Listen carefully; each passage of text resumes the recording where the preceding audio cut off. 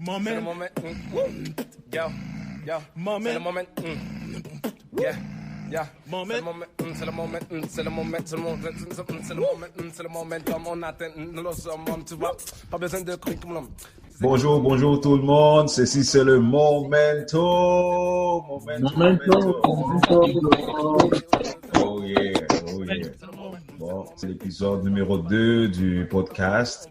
Et d'abord, je vais donner une petite introduction du groupe Momentum. Pour quelles raisons on se réunit et on partage. Donc, nous sommes un regroupement de jeunes conscients du temps et du changement en communion avec Jésus-Christ, déterminés à servir nos dons divins à notre génération. C'est pour cela que on a un cœur pour pouvoir partager un message très puissant au nom de Jésus. Alors là, je suis pas tout seul. Je vais les laisser se présenter.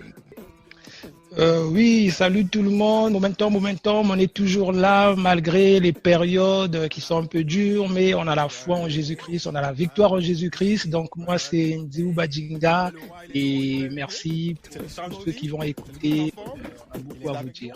Merci. Bonjour, moi c'est Jonas Léger. Je suis participant jeune de Momentum. On est là, présent. Je suis très heureux d'être là avec vous et toujours actif. Que le Seigneur nous bénisse, que le Seigneur puisse nous montrer le chemin vers la connaissance et agir puissamment dans notre vie. Bonjour, bonsoir. Ça dépend de... Si vous êtes en Australie, vous êtes en Amérique du Sud, en Afrique, je vous salue. Je suis très content d'être là avec vous. Mon nom est Prince, je fais partie du groupe Momentum. Momentum, un jeune conscient du temps, qui est une richesse qu'on doit d'ailleurs bien gérer. Et c'est ça même qui définit notre groupe Momentum parce que on doit rester toujours conscient. Et aujourd'hui, je suis très content parce que on a un bon message pour nous sensibiliser, pour nous réveiller.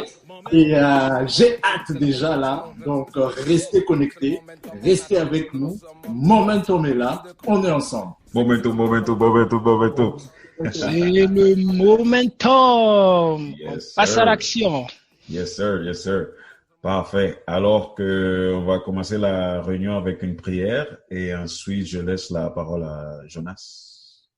Merci Seigneur. Merci pour tout ce que tu fais pour nous. Merci parce que tu es un Dieu bon, un Dieu merveilleux, un Dieu qui est toujours là avec nous. Nous posons entre tes mains ce podcast de façon à ce que tu puisses agir à travers nous, que nous soyons les passerelles par lesquelles le message se transmet. Un message riche en joie, un message riche en connaissance et connaissance qui vient de ta part.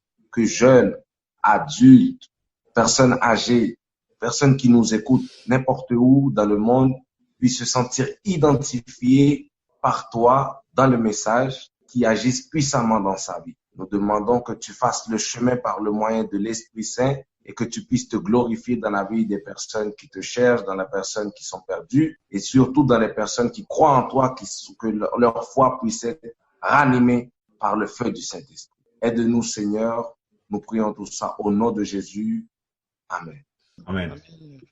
Donc, nous allons aujourd'hui parler de la création parce que c'est les points principaux du podcast antérieur. Pour commencer, on avait parlé de la création dans le premier podcast et sur le thème « Qui suis-je ?» C'était le sous-titre. La référence biblique était dans Genèse 1, de 1 à 26.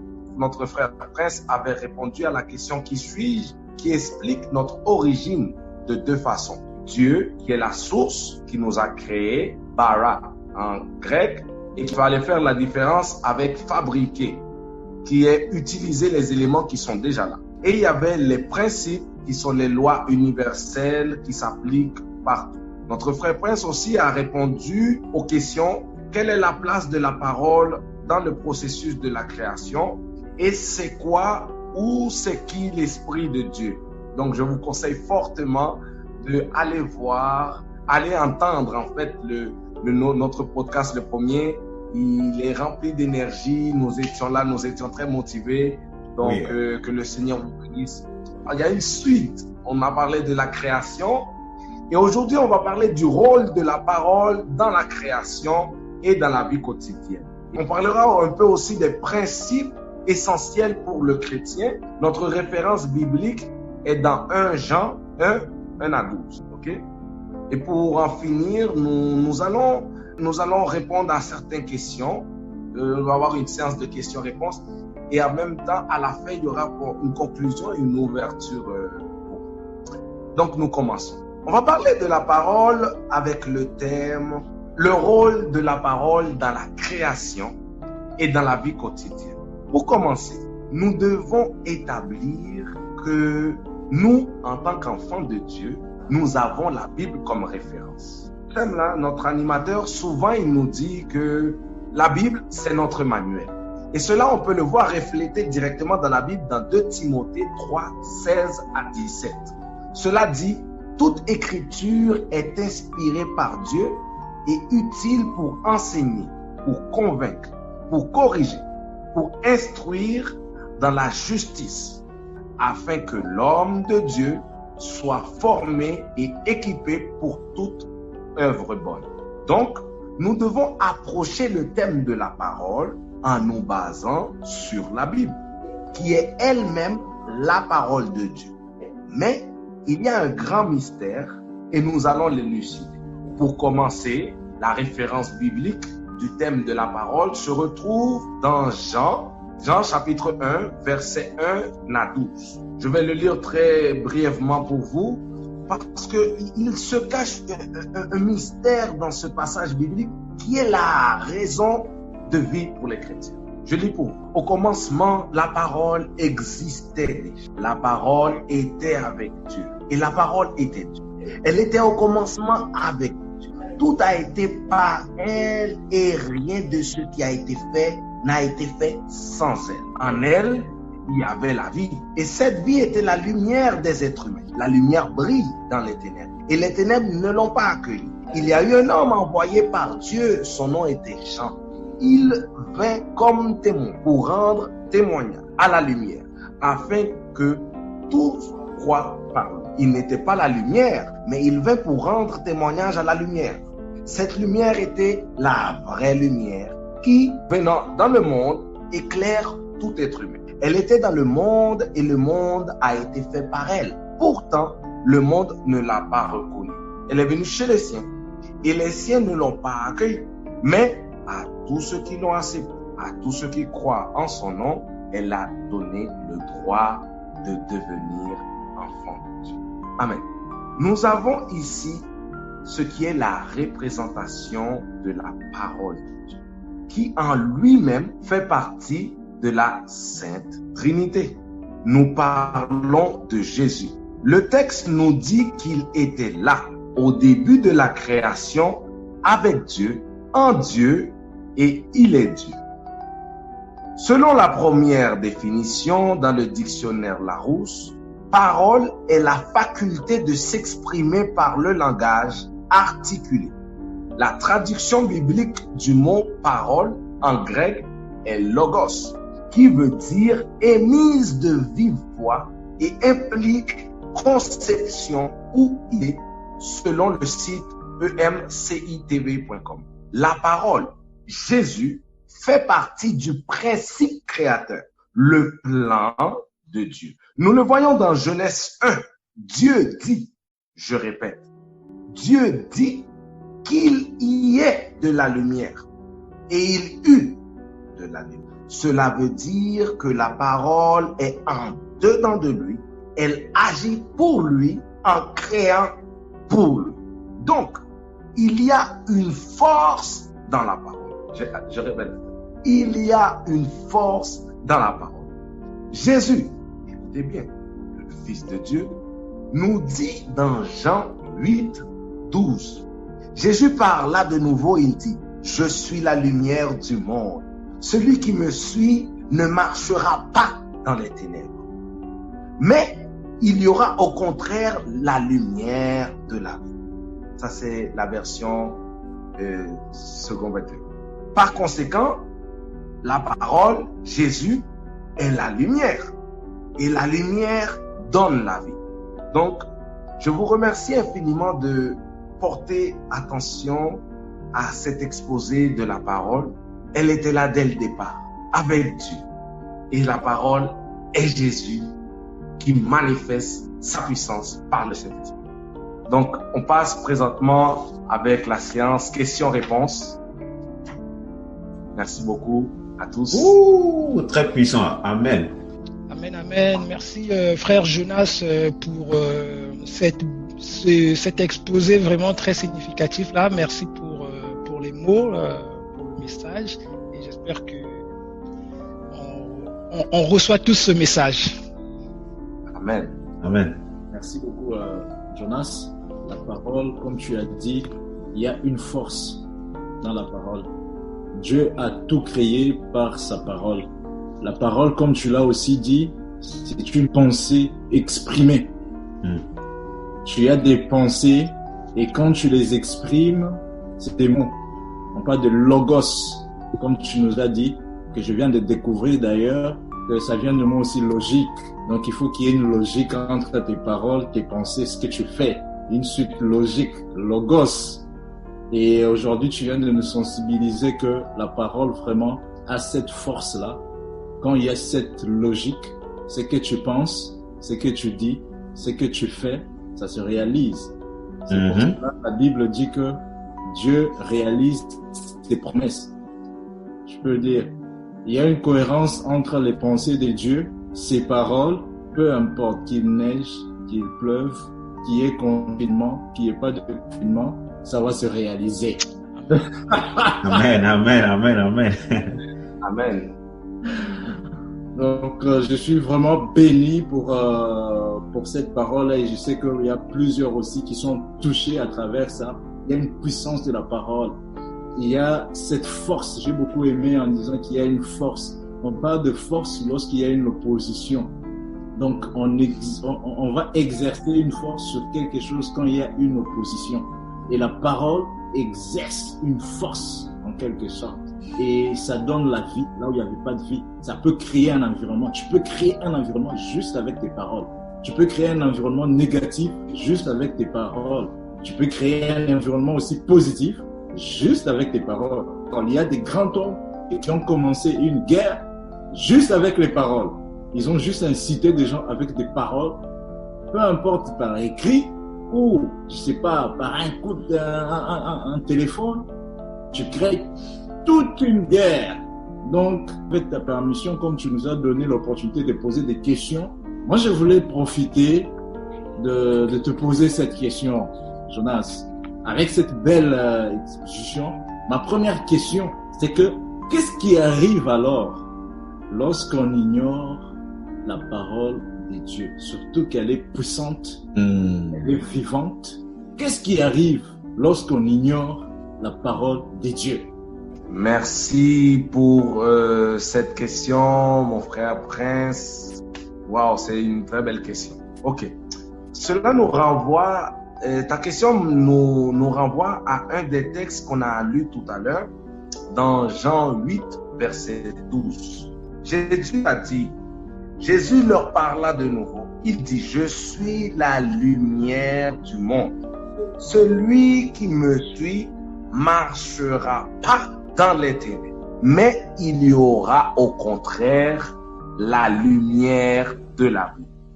Amen. Amen. Lorsque nous ignorons, et c'est vraiment important, lorsque nous ignorons la parole de Dieu, nous marchons dans les ténèbres.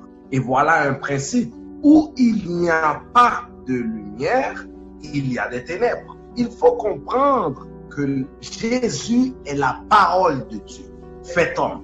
Le plan de Dieu est de nous donner la vie en acceptant Jésus et créer un chemin de retour vers lui, notre Père céleste. En Jean 14, verset 16, Jésus lui dit, c'est moi qui suis le chemin, la vérité et la vie. On ne vient au Père qu'en passant par moi. Donc, si nous fixons les yeux sur Jésus, qui est la parole de Dieu, nous marchons dans la lumière et nous allons rencontrer Dieu, notre Créateur. Cela veut dire qu'on ne peut pas l'ignorer. Il ne faut pas l'ignorer. L'ignorer, c'est marcher dans les ténèbres et nous voulons marcher dans la lumière. Et la lumière, c'est Jésus. Amen, amen, amen, amen, amen. Merci beaucoup, mon frère. Merci de nous avoir partagé ça. En parlant de la lumière, comme tu viens de le dire, la lumière, d'ailleurs en hébreu qui signifie connaissance. La Bible dit que mon peuple périt faute de connaissances. Et aussi, pour certaines personnes qui vont dire on ne croit pas à la Bible, mais chez nous, ici, Momentum, on part avec la logique. Il y a des principes qui existent. Tu essayes d'ignorer la puissance de la gravité. Si tu ignores ça, ça va te tuer. C'est des principes. Si tu ignores encore une fois des consignes, par exemple en ce moment de confinement, on a donné des règles, des consignes de base comme distanciation sociale, comme essayer de ne pas de se laver à tout moment, se laver les mains. Ça, c'est des règles de base qui nous ont données, des règles sanitaires.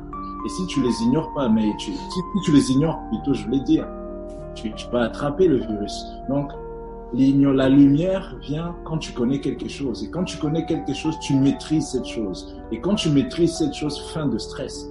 Tu n'as plus à stresser. Tu vas stresser du moment où tu n'as pas respecté des règles. Si tu sais que tu n'as pas respecté le feu rouge, tu vas stresser. Là, tu commences à se poser plusieurs questions. Alors, on nous dit que Jésus, il est la lumière. Et c'est dans cette parole, il est la lumière parce qu'il nous donne la connaissance. Il nous donne le chemin. Et un jour, on va développer. Ce chemin-là nous amène où? Pourquoi tu dois découvrir ce chemin-là? Merci beaucoup parce que ça nous donne encore une question à cette question. Parce que là, on apprend non seulement qu'il est le chemin, mais il est aussi la lumière. Il nous donne la connaissance. Donc, quand on ignore la parole de Dieu, comme c'était ma question, on perd aussi la connaissance. On se retrouve dans des villages où on ne devait pas être.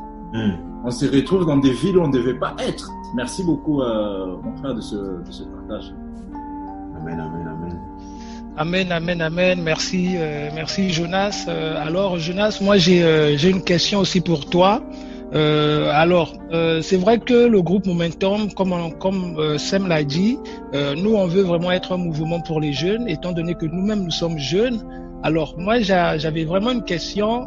C'était vraiment beaucoup pour les jeunes là, en lien avec la jeunesse. Que les jeunes de notre génération, on est beaucoup affectés par l'environnement qui nous entoure. Donc, on est exposé à tout ce qui sont les médias sociaux, la télévision, Internet. Alors donc, les jeunes vivent vraiment dans un environnement où il y a beaucoup de choses qui peuvent les influencer et ça peut être aussi des moyens pour les écarter du chemin de Dieu. N'oublions pas que il y a une guerre qui se passe et que le malin utilise aussi tous ces outils de communication, tout l'environnement. Alors, moi, ce que j'aimerais savoir dans ce contexte-là des réseaux sociaux, de tout ce qui nous bombarde de l'information, quelle est la place que la parole de Dieu doit avoir dans la vie d'un jeune de nos jours? Comment un jeune peut, face à tous ces outils qu'on a mis en place, face à tout cet environnement évoluant, alors comment la place de Dieu peut venir reprendre vraiment le dessus? Parce que on a vu, il y a eu des études, les jeunes passent plus de 8 heures par jour collés sur leur téléphone portable, sur leurs ordinateurs, et la parole de Dieu passe à côté. Comment la parole de Dieu peut revenir à ce moment, reprendre sa place dans la vie de ces jeunes? Par quels moyens on peut le faire? Voilà ma question. Et si tu me le permets, j'ai une autre sous-question.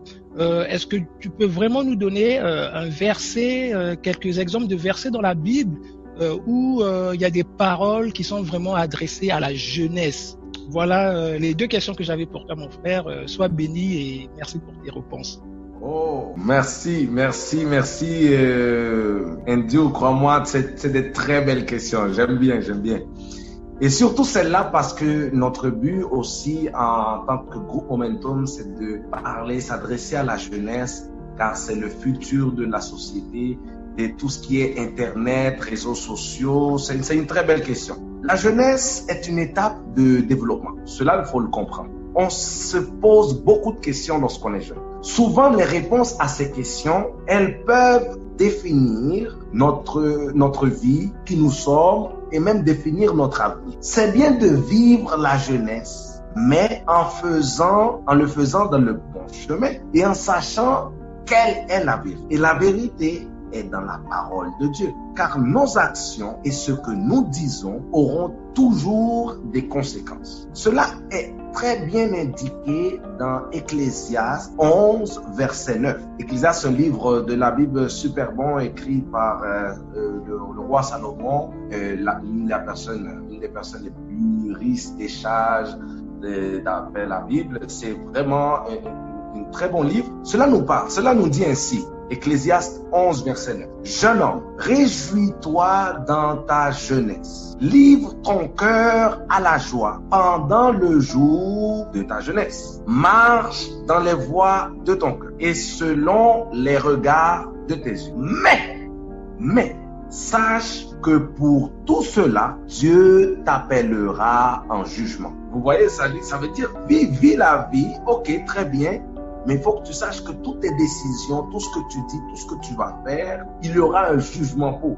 Et c'est Dieu le juge. On peut voir aussi dans Colossiens 3, verset 20, qui dit, « Enfants, obéissez en tout temps à vos parents, car cela est agréable au Seigneur. » Cela veut dire que pendant notre jeunesse, on doit honorer nos parents. On doit les respecter. On doit travailler, on doit se soumettre aux enseignements qu'il nous donne. Et il y a aussi 2 Timothée 2, verset 22. Fuis les passions de la jeunesse et recherche la justice, la foi, l'amour, la paix avec ceux qui font appel au Seigneur d'un cœur pur. Cela veut dire que il faut se garder dans la vérité. Et Dieu veut que la jeunesse sache quelle est la vérité. Il faut que la jeunesse soit aussi consciente du moment dans lequel elle vit. Parce que oui, c'est bien de se livrer à tous les attraits dans ce monde. Mais il y aura toujours des conséquences à nos actions. Donc voilà ma réponse pour ta question. Sois béni. Soyez béni. Merci mon frère Jonas. Sois béni aussi. En tout cas, très bonne... tu as très bien survolé la question et les réponses sont vraiment édifiantes. Là, je repars avec 3 versets sur la jeunesse que je vais, dès que je vois un jeune dans la rue, je lui dis, tiens, c'est ton verset. Merci. Merci beaucoup, Jonas. Sois béni, mon frère. Alléluia, alléluia. J'aime bien les questions et aussi le message de la parole. C'est très puissant. Là, moi aussi, j'ai une question, tu vois. Je vais pas te laisser comme ça.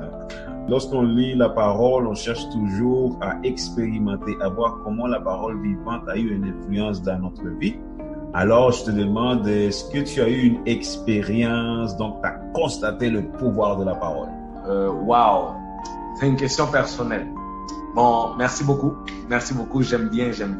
Pour répondre à ta question, il faut dire que la parole, je vais répéter une des phrases qu'on a dit auparavant, la parole a du pouvoir. Lorsque nous comprenons que la parole est Jésus, nous utilisons le pouvoir de la parole qui est la vérité. Ignorer que la parole est Jésus enlève pas le pouvoir de la parole, parce que s'il y a la vérité, il y a le mensonge aussi. Basé sur des expériences personnelles, la parole peut construire et elle peut détruire. Mon conseil, sincèrement, par rapport à la parole, serait un petit jeu de mots. Bien réfléchir avant de dire. Bien réfléchir avant de dire. Et vraiment, il faut le répéter. Bien réfléchir avant de dire. Cela veut dire qu'il faut un processus de réflexion, une idée, parce que nos mots ont une puissance lorsqu'on l'utilise. La parole, la vérité ou le mensonge ont un impact dans notre vie quotidienne. Il y a une référence biblique dans Proverbe 18, verset 21. Je répète, Proverbe 18, verset 21. La langue a le pouvoir de vie et de mort. Ceux qui aiment parler en goûteront les fruits. Un proverbe de Salomon qui résume le tout. Tu peux donner de la vie et aussi tu peux donner de la mort avec la parole. Donc, il faut faire attention avec ce qu'on dit. Parfait, merci. Merci. Donc, bon, voilà, là, on arrive à la fin de ce deuxième podcast. Tu as quelque chose à dire? Oui, en fait, j'ai une petite conclusion pour résumer le tout. Pour conclure, nous avons abordé le sujet de la parole, très brièvement, la parole de Dieu, en disant qu'elle se manifeste en Jésus-Christ. Depuis le début de la création, qu'elle a un rôle important dans notre quotidien, car elle est remplie de pouvoir. L'ignorer, c'est marcher dans les ténèbres. Elle peut construire et détruire. Et Dieu veut que la parole, Jésus-Christ, ait la première place dans nos vies et dans notre jeunesse surtout. Donc, nous pouvons nous poser une question, et c'est là la question d'ouverture que je parlais tantôt au début, c'est, vu que Jésus est la parole, comment ou par quel moyen elle manifeste son pouvoir dans notre vie? Ça serait un très bon thème pour le podcast prochain. Amen. Merci Jonas, c'est Momentum. Nous, on vous invite à voilà, pas seulement écouter ceci, mais aussi le premier podcast. Il y a une suite, il y a un message très puissant qui va être partagé. Ne manquez pas cette opportunité d'être béni au nom de Jésus. Amen. Les gars, je vous laisse partager si vous voulez dire quelque chose.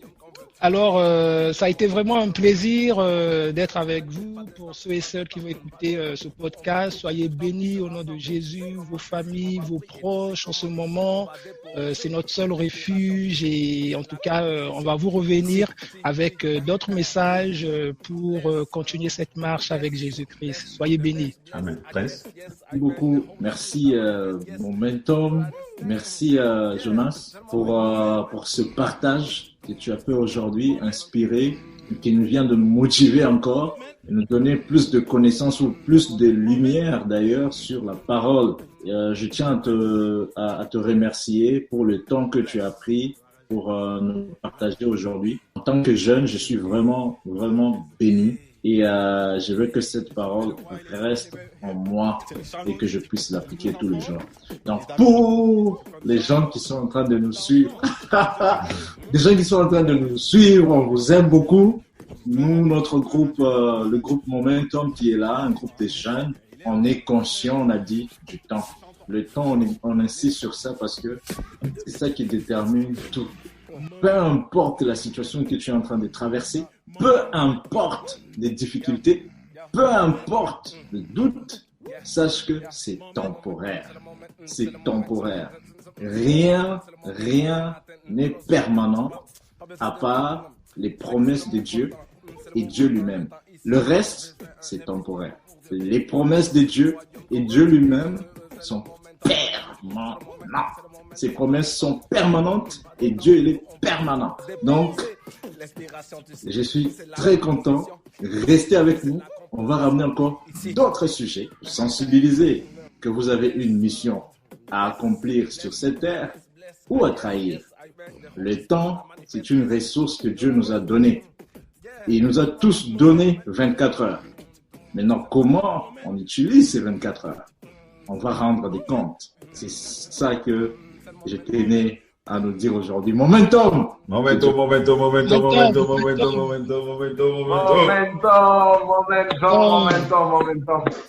Je suis extrêmement heureux d'avoir partagé avec vous ce petit moment. La parole de Dieu, elle est intemporelle. Elle est vivante depuis des années. Elle sera toujours vivante. Les promesses de Dieu sont là. On attend juste tout simplement le retour de Jésus-Christ. Mais soyez conscients du temps. Jeunesse, ne perdez pas du temps. Pensez-y, réfléchissez, prenez une pause, prenez votre temps. Cherchez Dieu lorsque vous en avez vraiment besoin. Appelez-le, appelez Jésus et vous verrez qu'il va répondre par son Saint-Esprit. Merci beaucoup. Amen. À la prochaine.